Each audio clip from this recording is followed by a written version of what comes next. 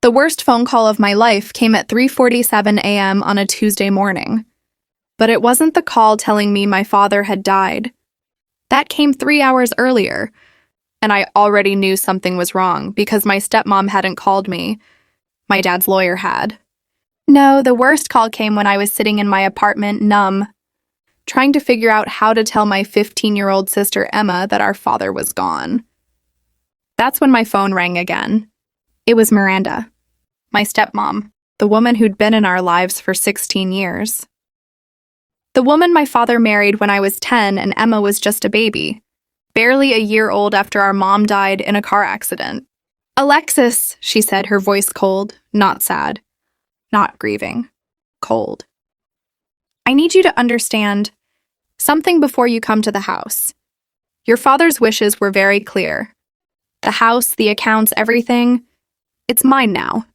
He wanted to make sure I was taken care of. You and Emma are adults now, or will be soon enough. You need to start taking care of yourselves." I was 26 years old. I had a decent job as a graphic designer, my own apartment. But Emma was 15, a sophomore in high school, living in that house, our house. The house our mother had decorated where we'd grown up, where Dad had promised we'd always have a home. "What are you talking about?" I asked, my voice shaking. Dad said he had everything set up in his will. College funds for Emma, the house split between all of us. "That was before," Miranda interrupted. "Things changed. Your father changed his mind. He wanted to make sure I was secure. Surely you can understand that." "Before what?" "He was fine 3 months ago. Before he got sick. Before he realized what was important. Before he understood who really cared about him." Her voice had an edge now. "You were always so busy with your life in the city. Emma was always so difficult, so disrespectful. Your father saw who was really there for him at the end." The line went dead. I sat there, phone in my hand, trying to process what had just happened. My father, my kind, successful, careful father, who'd built a $3 million business from nothing, had left us with nothing. That's when I knew something was very, very wrong. And I was going to find out exactly what Miranda had done. My father's funeral was on Friday, 4 days after his death. 4 days during which Miranda refused to let me into the house. Our house. The house where Emma was still living. "She's grieving," Miranda said when I showed up Wednesday morning. "She doesn't need you making things harder. I'm her sister. Let me talk to her. She's my stepdaughter, and I'm her guardian now. You don't have any legal rights here, Alexis. If you don't leave, I'll call the police." Through the window, I could see Emma's face in her bedroom. She looked terrified. When she saw me, she pressed her hand against the glass. I did the same. Then Miranda appeared behind her and pulled her away. I called my father's lawyer, Harold Brennan. He'd been Dad's attorney for 20 years. If anyone knew what was really going on, it would be him. "Alexis," he said carefully when we met at his office, "I need to be honest with you. Your father changed his will 6 weeks ago. Everything goes to Miranda. The house, the business, all accounts. There's a small trust for Emma, $50,000, that she can access at 18. But otherwise, that's impossible. Dad would never—" "I advised against it," Harold interrupted. His expression was pained. I told him it was a mistake. But he insisted. Said Miranda had been there for him through his illness, that you'd been absent, that Emma needed a firm hand he couldn't provide anymore. I wasn't absent. I visited every weekend. I offered to move back home to help. Miranda told him you were just after his money, that you only visited out of obligation. Your father was on a lot of pain medication toward the end. The cancer had spread to his brain. His judgment was compromised. My blood ran cold. Are you saying she manipulated him when he was dying? Harold looked at me for a long moment. I'm saying the man who came to my office 6 weeks ago wasn't the same man. I'd known for 20 years. And the woman with him did all the talking. At the funeral, Miranda played the grieving widow perfectly. Black dress, tears, clutching Emma's hand like she actually cared. Emma looked like a ghost. When I tried to approach her, Miranda physically blocked me. "This is a private family moment," she said loud enough for people to hear. "Alexis, you've caused enough drama. Show some respect for your father." People stared. They didn't know the truth. They saw a grieving stepmother protecting a young girl from a difficult older sister. That's when I realized this wasn't just about money. This was about erasing us completely. 3 weeks after the funeral, I got a text from an unknown number at 2 a.m. "It's Emma. Can you pick me up?" "She's asleep. I need to get out." I drove to the house in record time. Emma was waiting at the corner, a backpack over her shoulder, tears streaming down her face. She got in my car and immediately broke down. "She's selling everything," Emma sobbed. "All of Mom's things. All of Dad's stuff. She's putting the house on the market. She said I can either stay with her when she moves to Arizona, or I can go into foster care because you're not my legal guardian." "Arizona?" My hands gripped the steering wheel. "She's leaving the state?" "Next month. She already has a buyer for the house, some investor who's paying cash. She's selling it for way less than it's worth just to move it fast. Alex, all of Mom's jewelry, her photo albums, Dad's military medals, she's throwing it all away. I tried to save some things, but she caught me and Emma lifted her sleeve, bruises, purple, and yellow bruises on her arm. I wanted to throw up. "Did she do that to you?" Emma nodded. She said I was being ungrateful, that Dad left her everything because we were terrible daughters. She said you abandoned us, that you're just trying to steal her money, that I should be grateful she's even letting me live with her. I pulled over and hugged my sister while she cried. At that moment, I made a decision. You're not going back there. Ever. We'll figure out the legal stuff. But you're staying with me. But she said she's my guardian. She's about to find out that guardianship can be challenged, especially when there's evidence of abuse. We went to the hospital first, documented Emma's injuries, then to the police station to file a report, then to an emergency, family court hearing where I petitioned for temporary guardianship based on the abuse.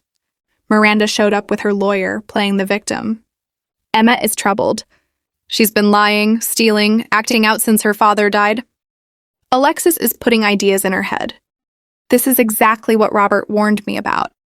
Alexis trying to manipulate Emma against me.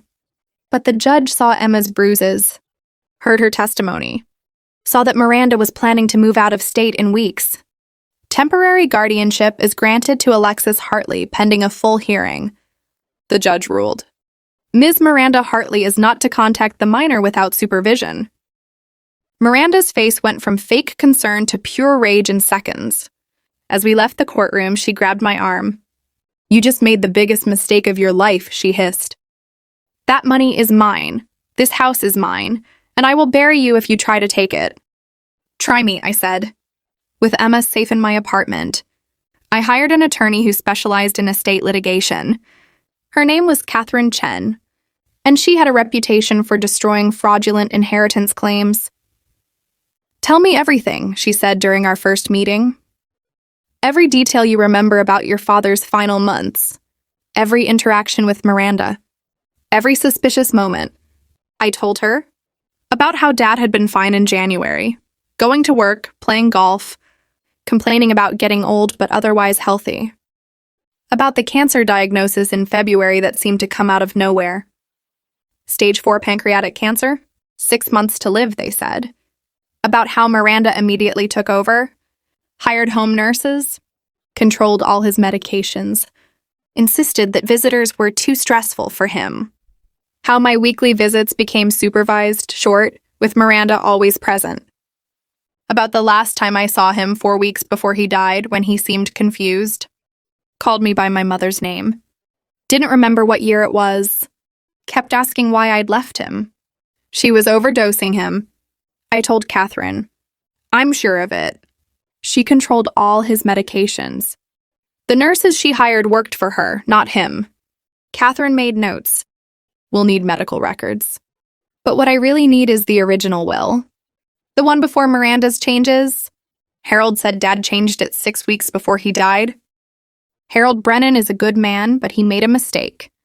When someone with a terminal diagnosis suddenly changes their will to disinherit their children, especially when they're on heavy medications, that's legally suspicious. We can challenge it based on lack of capacity and undue influence. Over the next 2 weeks, Catherine did something I didn't know lawyers could do. She subpoenaed everything: medical records, pharmacy records, bank statements, security footage from the lawyer's office, phone records. What she found was damning. Dad had been prescribed enough morphine for one person, but pharmacy records showed Miranda had been refilling the prescription at 3 different pharmacies, triple the dose. She'd been keeping him heavily medicated, barely conscious. The security footage from Harold's office showed Dad being practically carried in by Miranda. He could barely sign his name. The signature on the new will was shaky, nothing like his normal handwriting. But the bank records were the smoking gun. Starting 2 weeks after the cancer diagnosis, Miranda had been systematically draining accounts, transferring money to accounts in her name only, changing beneficiaries on insurance policies, liquidating investments. She'd moved over $1.8 million out of joint accounts into her personal accounts, while Dad was alive but too medicated to notice. "This isn't just inheritance theft," Catherine said grimly. "This is elder financial abuse. This is fraud. And potentially," she looked up at me, "this might be murder." My blood went cold. What? The amount of morphine she was giving him? That's not pain management. That's overdosing. We need to request an autopsy. Getting a court order to exhume my father's body was one of the hardest things I've ever done. But Catherine was right. We needed to know the truth. Miranda fought it viciously. Her lawyers claimed we were desecrating a dead man's memory and harassing a grieving widow. But when we presented the pharmacy records showing the excessive morphine prescriptions, the judge approved it. The autopsy took 3 weeks. 3 weeks of waiting, of Emma asking me if our stepmom had really killed our dad, of me not knowing what answer would be worse, yes or no. The toxicology report came back on a Wednesday. Catherine called me into her office, her expression grave. "Alexis, your father had lethal levels of morphine in his system when he died. Levels far beyond what would be prescribed for pain management, even terminal cancer pain. The medical examiner's opinion is that the cause of death was morphine overdose, not cancer." I couldn't breathe. "She murdered him." "We can't prove intent," Catherine said carefully. "She could claim she made a medication error, that she was trying to manage his pain. But combined with the financial fraud, the will manipulation, the timing, we have enough to challenge the will and file criminal charges for elder abuse and financial exploitation. We filed a lawsuit to void the will. We submitted the autopsy report to the district attorney. We filed a civil suit for wrongful death and fraud. And then I did something Miranda never expected. I went public. I created a blog, posted on social media, shared the court documents, the medical records, the bank statements, everything that was now public record. I told our story, not for revenge, though I won't pretend that wasn't part of it, but because I wanted everyone who thought Miranda was a devoted wife to know the truth. My father's widow murdered him for his money went viral overnight. News outlets picked it up. Local TV stations wanted interviews. True crime podcasts reached out. People started digging into Miranda's past and found she'd done this before, married an older man in Texas in the 1990s. He'd died suddenly. She'd inherited everything. His adult children had suspected foul play but couldn't prove it. Miranda's lawyer sent a cease and desist. I sent back a letter saying, "Sue me for defamation, I dare you, because then we'll do discovery and every dirty secret will come out in court." She didn't sue, because she knew I was telling the truth. But she did something worse. She put the house on the market and sold it in 48 hours for $2 million, $1 million below market value, just to move the money fast before it could be frozen by the courts. That's when I realized we were in a race against time. 3 months after we filed the criminal complaint, the district attorney's office finally made their decision. Catherine and I sat in a conference room with Ada Marcus Williams, a man in his 40s with tired eyes who'd seen too many cases like ours. We're charging Miranda Hartley with elder financial abuse, fraud, and, he paused, involuntary manslaughter. My heart stopped. Not murder? Murder requires proof of intent. We can prove she gave him excessive morphine. We can prove she knew the dosages were dangerous. Pharmacy records show she was questioned by pharmacists about the amounts. We can prove financial motive. But proving she intended to kill him versus negligently overmedicated him? That's harder.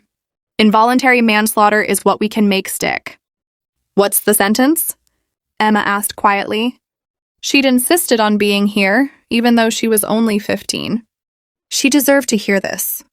10 to 15 years if convicted. Plus restitution.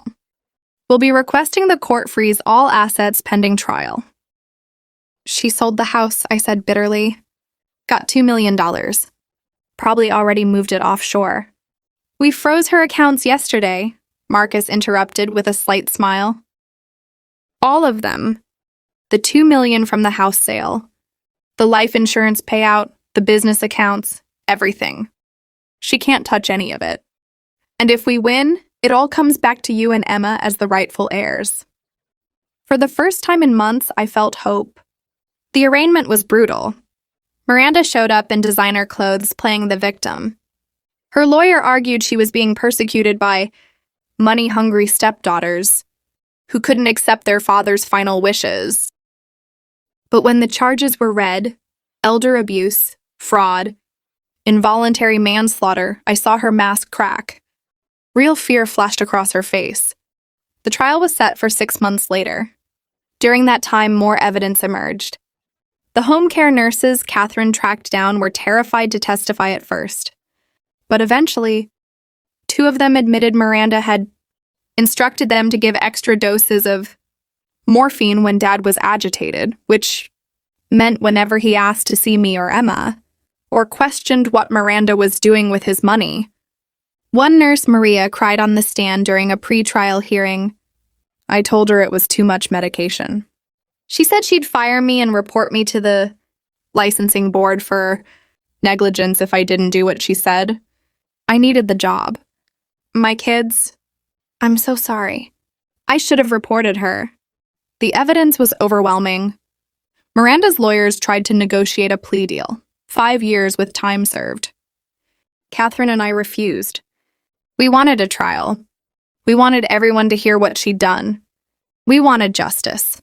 Not just for the money, though Emma and I deserved Dad's estate, but for Dad himself, for the fact that he died confused and overmedicated, robbed by the woman he'd trusted most. The trial lasted 3 weeks. The prosecution presented pharmacy records, medical testimony, bank statements, video footage of Dad barely conscious when signing the fraudulent will.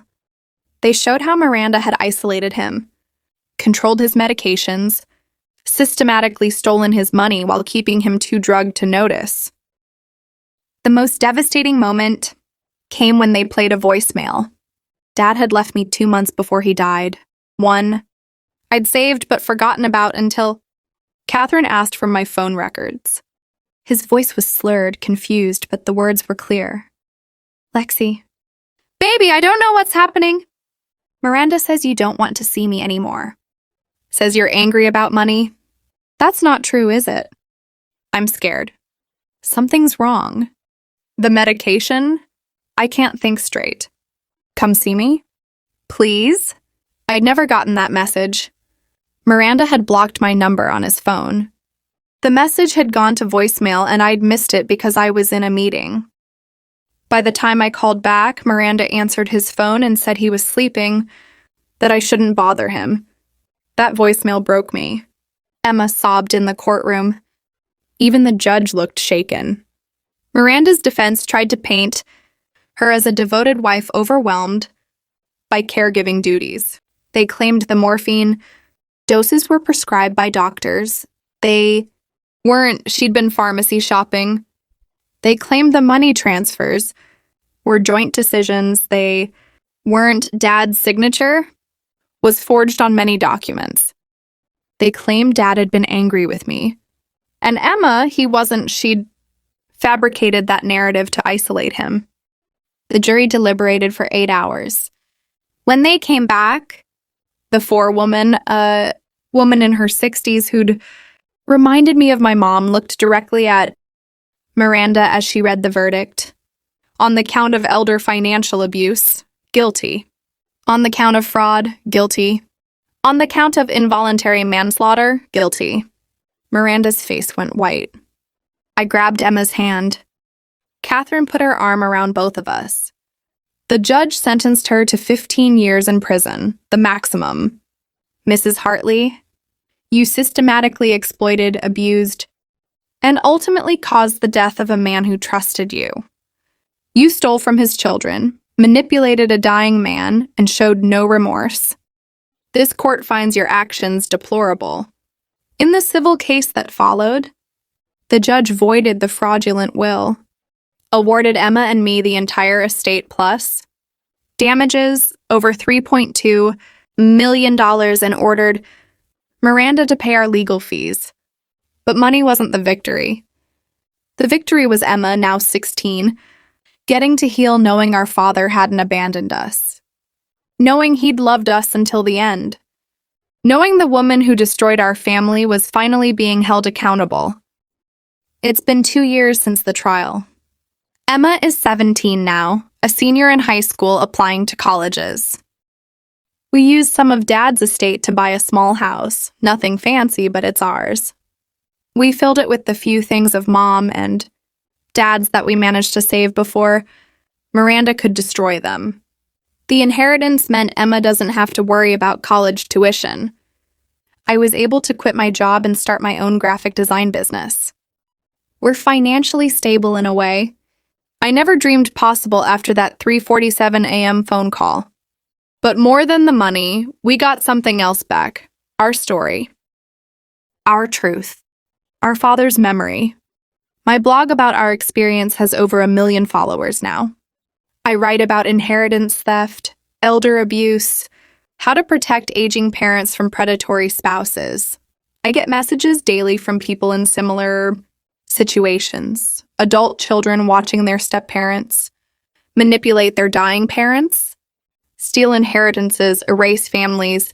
I've testified before the state legislature about strengthening elder abuse laws. I've helped other families navigate the legal system when they suspect financial exploitation. I've become an advocate, not because I wanted to, but because someone had to. Miranda will be eligible for parole in 10 years. She'll be 68 years old. Sometimes I wonder if she thinks about what she did, if she regrets it, if she lies awake at night, thinking about the man she killed. For money she'll never get to spend. Emma says she doesn't. People like Miranda don't feel regret. They only feel sorry they got caught. She's probably right. At 17, Emma is wiser than she should be. Childhood trauma does that. But she's also resilient, strong. She wants to study law, maybe become a prosecutor specializing in elder abuse cases. She wants to make sure other kids don't lose their parents the way we did. I look at her sometimes and see Dad, his determination, his sense of justice, his refusal to let bad people win. Miranda took our father. She took our childhood home. She took years of our lives to court battles and legal fights. But she didn't take us. We survived. We're stronger. And we made damn sure she'll never hurt another family the way she hurt ours. If you're reading this and you suspect someone is exploiting your elderly parent, please don't wait. Don't assume it'll get better. Don't let guilt or fear stop you from investigating. Trust your instincts. Demand documentation. Ask questions. Get lawyers involved early. Because by the time I realized what Miranda was doing, my father was already gone. and I'll spend the rest of my life wishing I'd acted sooner. Don't make the same mistake. Fight for your family. It's never too late to seek justice.